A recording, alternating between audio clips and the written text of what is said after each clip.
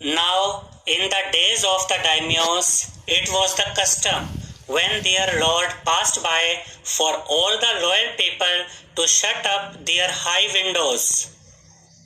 इसका ये मतलब है कि उन दिनों ये रिवाज था कि जब भी जमींदार कहीं से गुजरता था तो उस जगह पर जो लोग रहते थे उन्हें अपनी ऊंचाई वाली विंडोज को, यानी कि जो खिड़कियां ऊंचाई पर होती थी, उन खिड़कियों को बंद करना पड़ता था. They even pasted them fast with a strip of paper so as not to commit the impertinence of looking down on his lordship. यानी कि लोगों को अपनी खिड़कियों पर कागज भी चिपकाना होता था ताकि वो अपने जमींदार को नीची निगाह से देखने की गुस्ताखी ना करे. इम्पर्टिनेंस का मतलब होता है गुस्ताखी, धृष्टता. All the people along the road would fall upon their hands and knees and remain prostrate until the procession passed by. इसका ये मतलब है कि सड़क के किनारे खड़े लोग अपने हाथों और घुटनों के बल बैठ जाते थे और जब तक जमींदार का काफिला निकल नहीं जाता था, यानी कि जमींदार की सवारी निकल नहीं जाती थी, तब तक वो पेट के बल लेटे रहते थे. प्रोस्ट्रेट का मतलब होता है पेट के बल लेटना. प्रोसेशन का मतलब होता है सवारी, काफिला. द ट्रेन ड्रू नियर, यानी कि जमींदार की गाड़ी पास आ गई थी. One tall competent man marched ahead crying out to the people by the way, get down on your knees, get down on your knees. यानी कि एक लंबा और ताकतवर आदमी सबसे आगे चल रहा था और चिल्लाकर लोगों को बता रहा था, अपने घुटनों के बल बैठ जाओ, अपने घुटनों के बल बैठ जाओ. And everyone kneeled down while the procession was passing. और जब काफिला वहां से गुजर रहा था तो हर व्यक्ति अपने घुटनों के बल बैठ गया. Suddenly, the leader of the van caught sight of the aged man up in the tree. और अचानक से गाड़ी का जो लीडर था, यानी गाड़ी को जो चलाने वाला था, उसकी नजर पेड़ पर चढ़े बूढ़े दयालु आदमी पर पड़ी. कोट साइट का मतलब है नजर पड़ना. He was about to call out to him in an angry tone, but seeing he was such an old fellow, he pretended not to notice him and passed him by.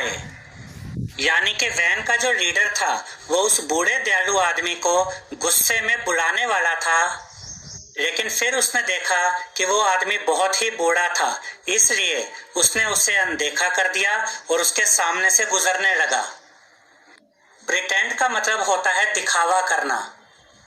So when the daimyo's palanquin drew near, the old man, taking a pinch of ashes from his basket, scattered it over the tree. In a moment it burst into blossom.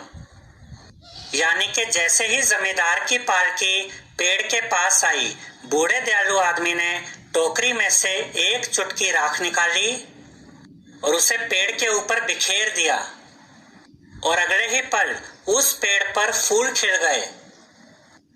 The delighted daimyo ordered the train to be stopped and got out to see the wonder.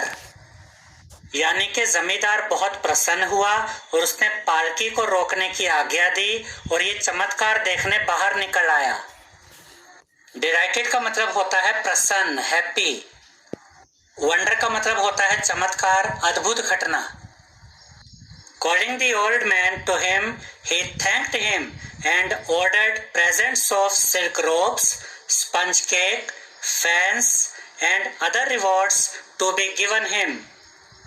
यानी कि जमींदार ने बूढ़े दयालु आदमी को अपने पास बुलाया और उसे धन्यवाद दिया और जमींदार ने बूढ़े दयालु आदमी को रेशमी कपड़े दिए, केक दिया, पंखे दिए और दूसरे इनाम दिए. सिल्क यानी कि रेशम, रोब्स का मतलब होता है कपड़े, फैंस यानी कि पंखे और रिवॉर्ड्स का मतलब होता है इनाम. He even invited him to his castle. और जमींदार ने बूढ़े दयालु आदमी को अपने महल में आने का निमंत्रण भी दिया। इनवाइट का मतलब होता है निमंत्रण देना, कैसल का मतलब होता है महल, हवेली या किला। So the old man went gleefully home to share his joy with his dear old wife. और वह बूढ़ा दयालु आदमी खुशी खुशी अपने घर आ गया और अपनी प्रिय पत्नी के साथ अपनी खुशियां बांटी। ग्लीफुली का मतलब होता है प्रसन्नता पूर्वक और जॉय का मतलब होता है खुशी। But when the greedy neighbor heard of it, he took some of the magic ashes and went out on the highway. लेकिन जब लालची बूढ़े आदमी ने इसके बारे में सुना तो वो कुछ जादुई राख लेकर राजमार्ग पर पहुंच गया। There he waited until a daimyo's train came along and instead of kneeling down like the crowd, he climbed a withered cherry tree. और वो जमींदार की सवारी आने की प्रतीक्षा करने लगा और घुटनों पर बैठने की बजाय जैसे कि अन्य लोग कर रहे थे, वो एक मुरझाए हुए चेरी के पेड़ पर चढ़ गया। When the daimyo himself was almost directly under him, he threw a handful of ashes over the tree, which did not change a particle.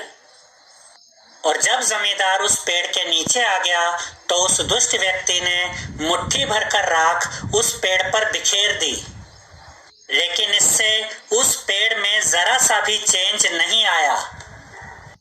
The wind blew the fine dust in the noses and eyes of the daimyo and his wife. और हवा के साथ वो जो dust थी, जो राख थी, वो जमींदार और जमींदार की पत्नी की नाक और आंखों में चली गई। Such sneezing and choking, और इससे उन्हें छींकें आने लगी और उनका दम घुटने लगा। स्नीजिंग का मतलब होता है छींके आना और चोकिंग का मतलब होता है दम घुटना। It spoiled all the pomp and dignity of the procession. इससे जमींदार की सवारी की शान और गौरव खराब हो गया। स्पॉइल का मतलब होता है खराब होना, पॉम्प का मतलब होता है शान, डिग्निटी का मतलब होता है गौरव, प्रोसेशन का मतलब होता है सवारी, जुलूस।